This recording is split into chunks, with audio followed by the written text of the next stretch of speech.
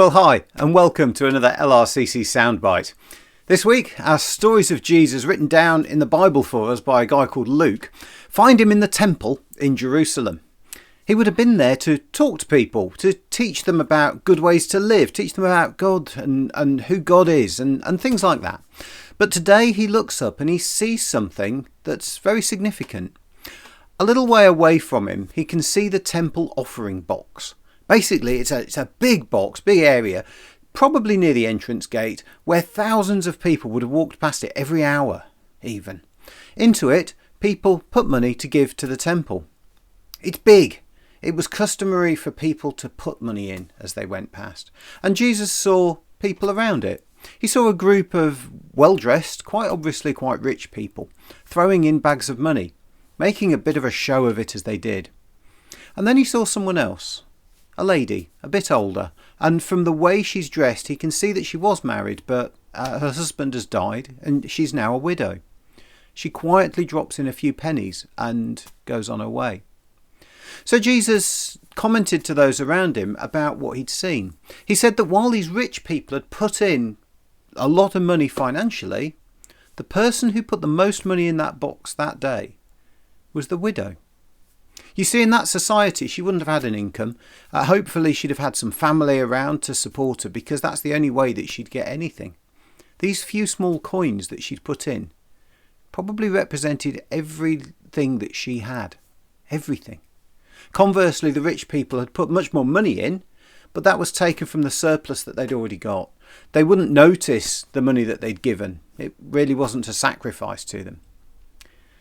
When I read that story, I got to thinking about what motivates us to give. And I don't just mean money, but in any situation. I mean giving time, giving of your skills, just helping out. I got to thinking that generally maybe there's two motivators. The first is giving with an expectation of getting something back in return. I do you a favour, you owe me. Sometimes it's quite subtle. The thing I do might help me gain status with you or status in society. Maybe it will open doors into situations or contact with other people.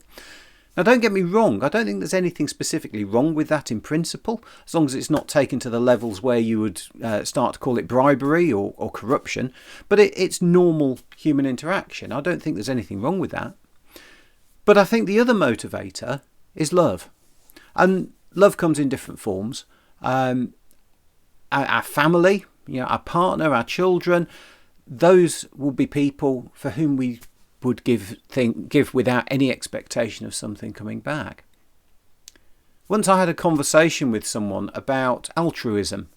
It just means giving without strings, without any expectation. And can anyone truly do something with no expectation of getting something out of it? This person I was talking to believed it wasn't possible. It wasn't possible to give with absolutely no expectation of something in return. Therefore, altruism isn't possible. They said that our nature is simply to expect something back, even if it's only a good feeling after helping someone. I don't agree. I do think it's very possible to do things without expecting something in return. And I think it's those moments for me when I ask myself, why am I doing this? Because, maybe I'm not feeling good. Maybe I'm feeling very tired. Maybe I'm struggling as a result of deciding to do something to help someone else. What's my motivation? Well, for me, I think it's seeing that someone needs help and thinking about how Jesus would want me to act as a Christian. Because as a Christian, I want to become more like Jesus. My love for God, my love for Jesus makes me want to do that. And giving is something that I want to be built so deep in my nature that it's just what I do. It's just how I act. Something to think about this week for you. Have you ever heard about paying a favour forward? It's when someone does something good for you, but you don't pay them back. You do something good for someone else. Why not look for an opportunity this week to pay forward something that someone's done for you? Maybe even many years ago. God bless you, and I'll see you next week.